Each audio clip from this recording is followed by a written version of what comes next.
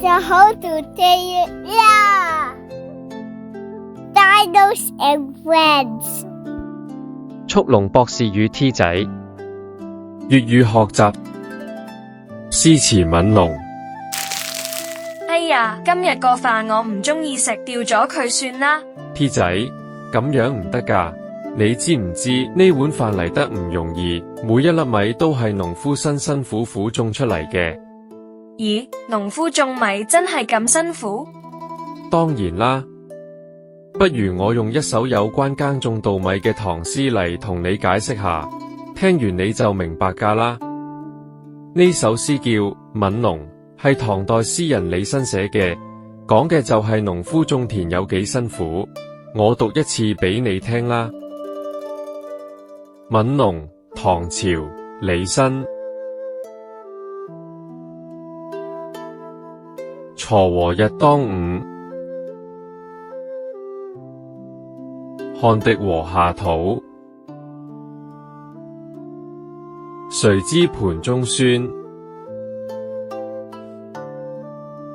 粒粒皆辛苦。咦，博士你又話呢首詩係講農夫耕種嘅，點解我聽唔明嘅呢？呢首詩內容係提醒我哋，每一碗飯背後有好多農夫嘅辛勤付出，每一粒米都嚟之不易。依家我逐句解釋下，等你明白佢嘅意思啦。好啦，我好想知啊。第一句，鋤禾日當午。鋤禾意思係指農夫耕種時為禾苗鋤草翻土。日當午即係中午太陽最猛烈最熱嘅時間。農夫喺太陽最曬嘅時候喺田入面耕作，真係好熱好攰㗎。中午咁熱嘅時候，仲要喺田入面做嘢，咪會好辛苦咯。係啊，夏天嘅時候，太陽又大又熱，曬到成個人都紅晒，皮膚又痛，但禾苗需要照顧，農夫就算再辛苦都要繼續工作。第二句，汗滴禾下土。農夫彎住腰不停咁工作，天氣又熱，所以佢哋都會流好多汗。汗滴禾下土指嘅就係佢哋嘅汗水一滴一滴咁跌落喺禾苗下面嘅泥土上，可以話所有禾苗都係佢哋辛勤嘅結晶啊！哇，汗多到一滴一滴咁跌落嚟，一定係好辛苦。冇錯，我哋食嘅稻米就係農夫用辛勞嘅汗水換返嚟，所以係好難得㗎。第三句，誰知盤中飧。飧嘅意思係煮熟嘅飯菜。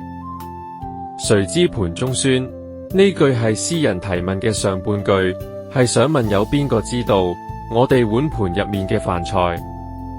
知道我哋碗盤入面嘅飯菜，然後呢？呢句要同詩人提問嘅下半句，即係詩入面嘅第四句一齊睇先係完整嘅問題。第四句，粒粒皆辛苦。粒粒指嘅係每一粒，強調數量同佢嘅珍貴，皆指全部，所以粒粒皆辛苦嘅意思係每一粒都係好辛苦得嚟。又熱又曬，仲出咁多汗，我都覺得農夫好辛苦啊。唔止係咁㗎，T 仔，你有冇諗過禾苗係點樣結成金黃嘅稻米，而稻米又係點樣變成雪白嘅米飯呢？咦，係喎，我又真係冇諗過係點樣嚟嘅。其實農夫喺種植前首先要整理田地，然後要培育秧苗，即係稻禾嘅幼苗。當秧苗生長到一定程度之後，先可以插秧種入田入面，再經過農夫施肥、灌溉、除草、趕走害蟲等等嘅工作，先能夠確保幼苗可以健康成長。一直到稻苗成熟咗長出稻米，農夫就要進行收割、脫粒、去殼等等嘅複雜步驟，最後先成為我哋常見嘅大米。煮熟之後變成白飯嚟到我哋嘅碗度。原來製作一碗飯要咁多工序㗎。冇錯，所以每一粒米飯都係唔容易得嚟。每一粒米都係農夫用汗水換返嚟嘅。係真真正正嘅粒粒皆辛苦啊！我明白啦，所以就算只係一粒米，我哋都應該珍惜，唔可以浪費。講得非常之好啊 ，T 仔。好啦，我再逐句解釋一次，希望你都可以記住啦。第一句，鋤禾日當午，呢句意思係農夫喺正午太陽最曬嘅時候，仲要喺田入面鋤草，真係好辛苦啊。第二句，汗滴禾下土，農夫不停咁工作，汗水滴落喺禾苗下面嘅泥土，全部都係佢哋辛勤嘅付出。第三句，誰知盤中餐，詩人提醒我哋要諗下，我哋碗飯係經過幾多努力先得出嚟嘅呢？第四句，粒粒皆辛苦，每一粒米都係農夫用汗水辛苦換翻嚟嘅，所以我哋千祈唔好浪費啊！依家我哋一齊讀《憫農》，小朋友大聲一齊跟住讀啦！鋤禾日當午，汗滴禾下土，誰知盤中餐，粒粒皆辛苦。鋤禾日當午，汗滴禾下土，誰知盤中餐，粒粒皆辛苦。鋤禾日當午，汗滴禾下土，誰知盤中餐，粒粒皆辛苦。小朋友，你哋自己試下讀啦。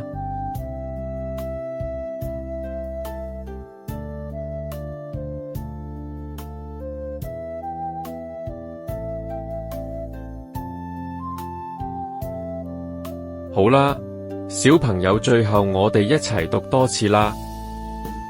鋤禾日當午，汗滴禾下土，誰知盤中餐，粒粒皆辛苦。小朋友，記住憫農嘅意思，每一粒米都係農夫用辛苦嘅汗水換翻嚟嘅，我哋一定要珍惜食物啊！好啦，今日嘅學習就到呢度，我哋下次再見啦，拜拜。詩詞詠我，博士，今日嚟郊遊好開心啊！你睇下湖上咁多白色、啡色嘅雀仔，嗰啲係唔係我嚟㗎？嗰啲唔係我，係鴨仔嚟咋。鴨仔嘴巴扁扁，身形圓圓地，叫聲呱呱咁。咁鴨仔有咩特徵㗎？鴨仔通常體型圓碌碌，嘴巴扁平，好容易浮喺水面。羽毛顏色通常有啡色、灰色、白色等等，成日成班一齊游水，性格活潑，好鍾意呱呱叫。咁嗰兩隻成日一齊，顏色好靚嗰啲呢？會唔會係我呢？嗰啲係鴛鴦。公鴛鴦啲羽毛有橙、紫、藍色，好搶眼。母鴛鴦就灰啡色。鴛鴦成日形影不離，所以俾人覺得好恩愛。嗰隻腳好長，全身雪白，企喺水邊唔喐嗰隻係唔係我啊？嗰隻係白鷺。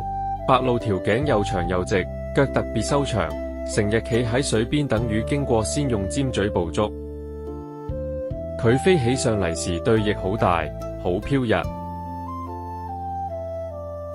博士，嗰隻嘴巴大到可以裝幾條魚，仲有個大袋吊住，係唔係超巨型鵝啊？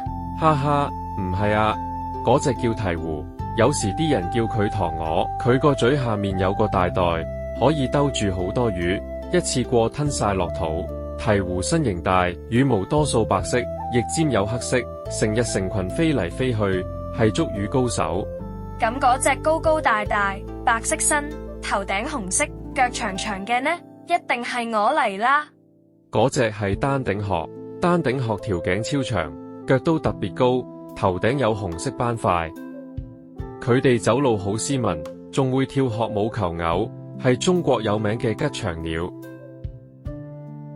博士，咁嗰隻白色、頸長長、身形大大隻、嘴巴橙色、慢慢游水嗰隻，係唔係我？冇錯，呢隻就係我。我羽毛全白或者灰啡色，頸長長，嘴巴同腳都係紅色，游水時浮得高，仲會我聲咁叫。佢哋仲會幫人睇地方，好有用㗎。原來咁多雀都識游水，好易搞錯啊！博士除咗外觀特色之外，講多啲我嘅知識俾我知啦。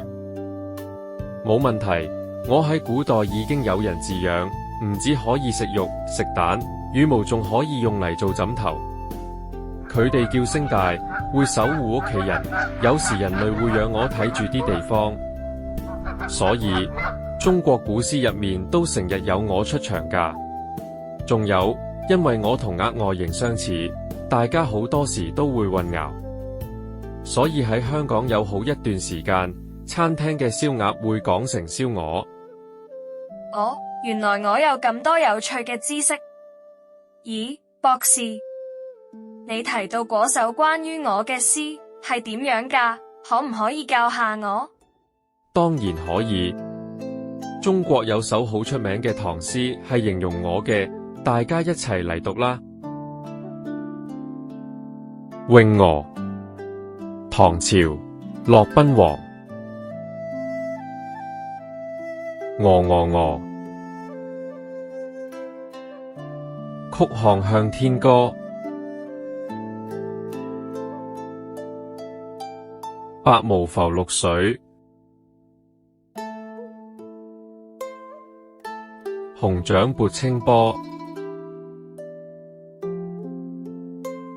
鵝，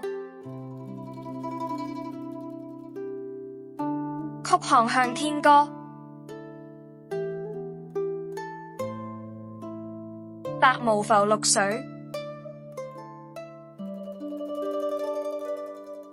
熊掌撥清波。鵝係描述我嘅叫聲。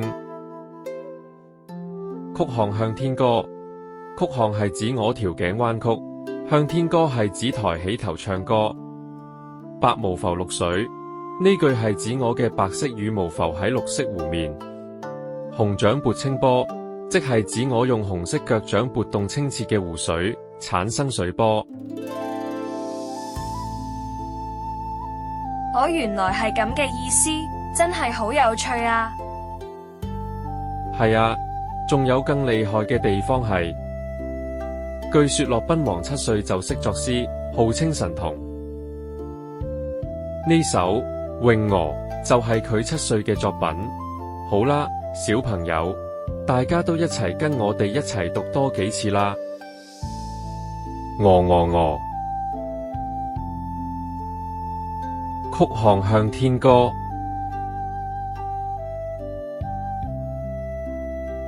白毛浮綠水，熊掌撥清波。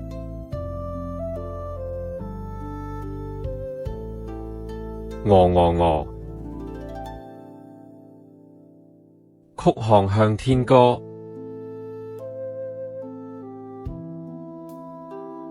白毛浮綠水，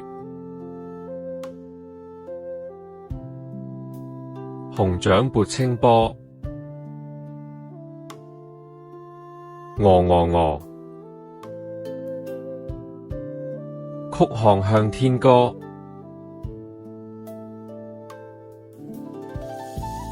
白毛浮綠水，熊掌撥清波。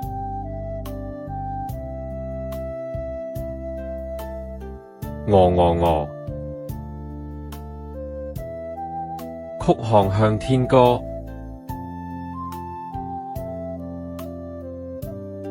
白毛浮綠水，熊掌撥清波。好啦，T 仔到你啦。鵝，曲項向天歌，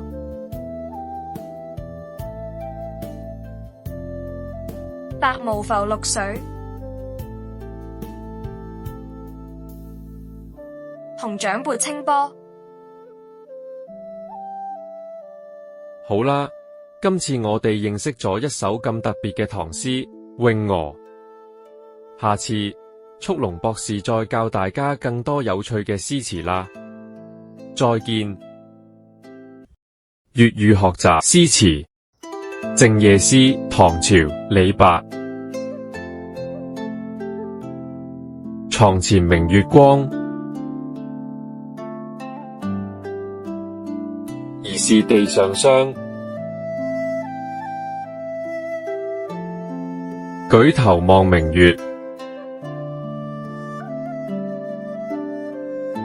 低頭思故鄉。Hello， 各位小朋友，歡迎嚟到 Dinos and Friends 兒童教育頻道，我係速龍博士。今日我哋要一齊學一首好經典嘅唐詩，佢叫做《靜夜思》。而家博士先帶大家完整讀一次，留心聽啊！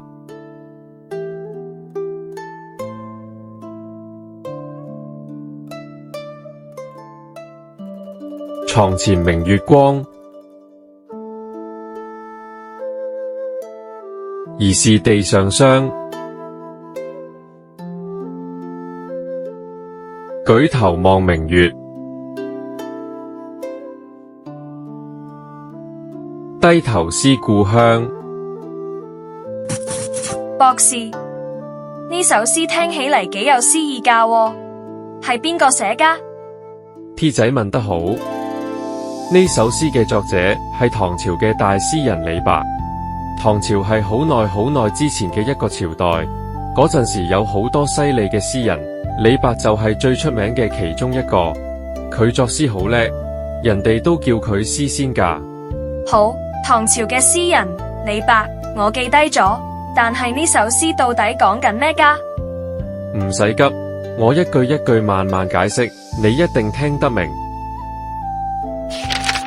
第一句床前明月光，呢度嘅床好多人以為係指睡床，但實際上喺古代，呢個床指嘅係井邊嘅圍欄，所以呢句嘅意思就係李白企喺井邊睇住圍欄邊明亮嘅月光。第二句疑是地上霜，而喺呢度用咗比喻手法，即係好似仿佛李白覺得月光白白淨淨，睇起嚟就好似地上結咗薄薄一層霜咁啊。第三句舉頭望明月，舉頭就係抬頭，李白抬起頭望向天上明亮嘅月亮。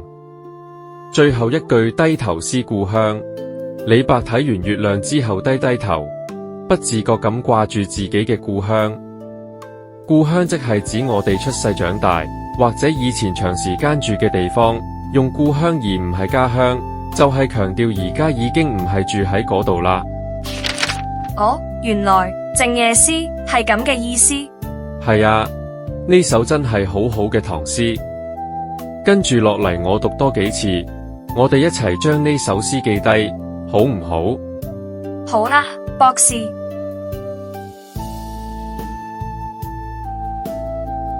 床前明月光，疑是地上霜。舉頭望明月，低頭思故鄉。床前明月光，疑是地上霜。舉頭望明月，低頭思故鄉。床前明月光，疑是地上霜。舉頭望明月，低頭思故鄉。床前明月光，疑是地上霜。舉頭望明月，低頭思故鄉。床前明月光，疑是地上霜。舉頭望明月，低頭思故鄉。床前明月光，疑是地上霜。舉頭望明月，低頭思故鄉。呢次我哋合埋眼，想象自己坐喺月光下面，同速龍博士一齊讀啦。床前明月光，疑是地上霜。舉頭望明月，低頭思故鄉。床前明月光，疑是地上霜。舉頭望明月，低頭思故鄉。床前明月光，疑是地上霜。舉頭望明月，低頭思故鄉。好啦，小朋友，大家都跟住 T 仔一齊讀啦。床前明月光，疑是地上霜。舉頭望明月，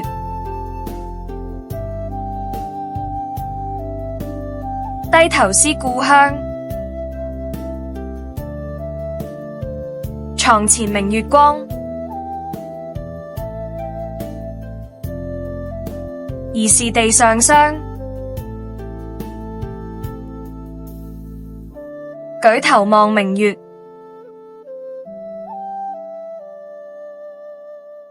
低頭思故鄉。床前明月光，疑是地上霜。舉頭望明月，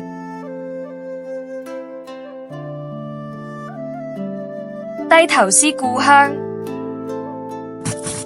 小朋友同 T 仔都好叻㗎喎。今日我哋學咗唐朝李白嘅《靜夜思》，仲知道咗李白睇住月光就掛住故鄉嘅故事，係唔係啊？